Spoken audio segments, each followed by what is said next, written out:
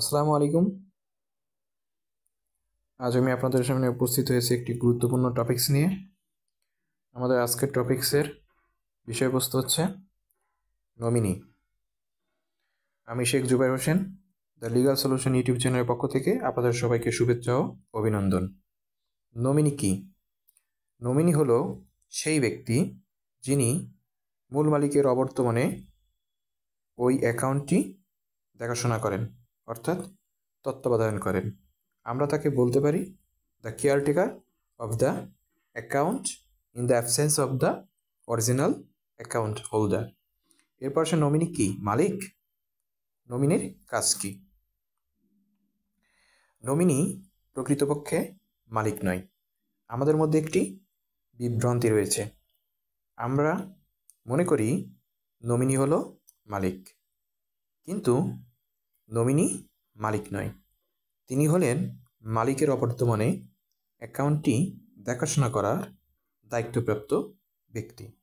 অর্থাৎ যখন প্রকৃত অ্যাকাউন্ট হোল্ডার অর্থাৎ অ্যাকাউন্টের মালিক যখন মারা যান বা তাকে খুঁজে পাওয়া যায় না, তখন ওই অ্যাকাউন্টের যে অর্থ, সেই অর্থটি দেখাশোনা করার জন্য যাকে রাখা হয়, অথবা মূল মালিকের অবর্তমানে তার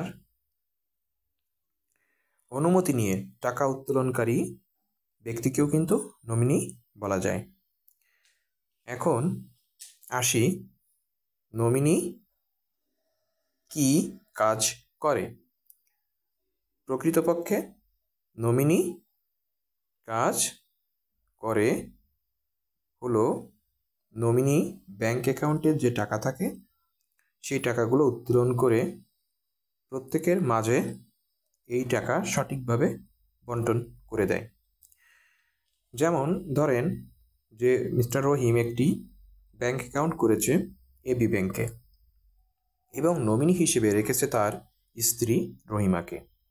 এখন যদি মিস্টার করিম মারা যায়, তাহলে তার এই টাকা কে উত্তোলন করবে?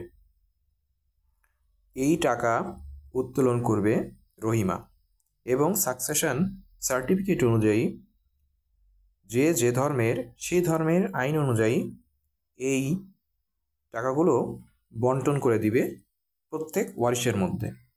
অর্থাৎ আমরা যদি ধরে নেই করিম একজন মুসলমান এবং করিম মারা যাওয়ার পরে তিনি উত্তরাধিকারী হিসেবে রহিমা এবং তার এক সন্তান ও এক মেয়েকে রেখে মারা গেছেন, তাহলে তার টাকা কি হবে?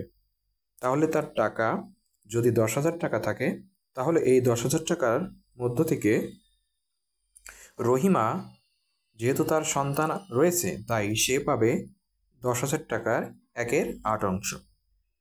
বাকি যে রেস্ট অফ মানি থাকবে, সেই মানিটি আসাবা হিসেবে সন্তান এবং মেয়ের মধ্যে বন্টন হবে, অর্থাৎ পুরুষ সন্তান এবং কন্যা সন্তানের মধ্যে বন্টন হবে।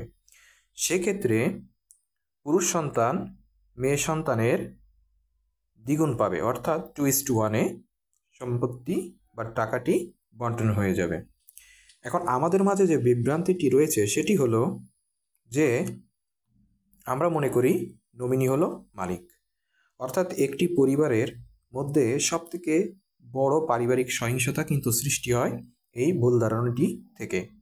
আমরা মনে করি যে যদি মালিক মারা যায়, যাকে নমিনি করা হচ্ছে, সেই পরবর্তীতে ওই সম্পত্তির সম্পূর্ণ অর্থের মালিক হয়ে যাবে।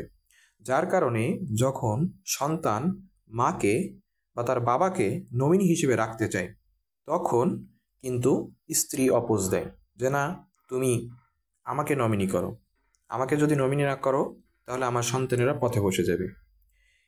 ধরেন এখানে যদি কোনোভাবে মাকে নমিনি দেওয়া হয় ছেলের পক্ষ থেকে, তাহলে স্বামী এবং স্ত্রীর মধ্যে বউয়ের মিস ইনফরমেশনের কারণে কিন্তু গণ্ডগোল লেগে যেতে পারে, এবং এই ছোট গণ্ডগোল থেকে একটা সময় কিন্তু ওই পরিবারটি ধ্বংস হয়ে যেতে পারে, শুধুমাত্র কিসের কারণে?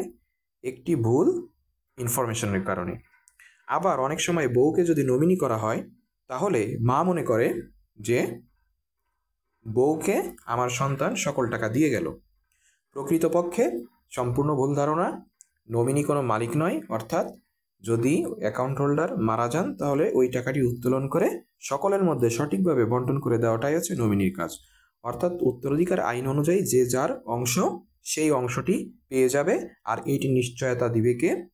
সাকসেশন সার্টিফিকেট অনুযায়ী নমিনি যে টাকা উত্তোলন করবে সেই টাকাটি ওই সাকসেশন সার্টিফিকেটের রিপোর্ট অনুযায়ী বন্টন হয়ে যাবে। অর্থাৎ এ থেকে স্পষ্টভাবে প্রমাণিত হয় নমিনি মালিক নয়, বরং নমিনি হলো ওই অ্যাকাউন্টের, ব্যাংক অ্যাকাউন্টের একজন কেয়ারটেকার, অর্থাৎ তিনি হলেন তত্ত্বাবধায়ক। তাহলে আজ থেকে একটা বিষয় ক্লিয়ার যে নমিনি মালিক নয়, নমিনি যে কেউ হতে পারে। নমিনি হচ্ছে মূল মালিকের অবর্তমানে ওই অ্যাকাউন্টটি দেখাশোনা করবে এবং ওই অ্যাকাউন্ট থেকে টাকা উত্তোলন করে সবাইকে যে যার অংশ প্রাপ্য তাকে সমানভাবে ভাগ করে দেবে। আজ এ পর্যন্তই। সবাই ভালো থাকুন, সুস্থ থাকুন। আল্লাহ হাফেজ। আমি বিদায় নিচ্ছি।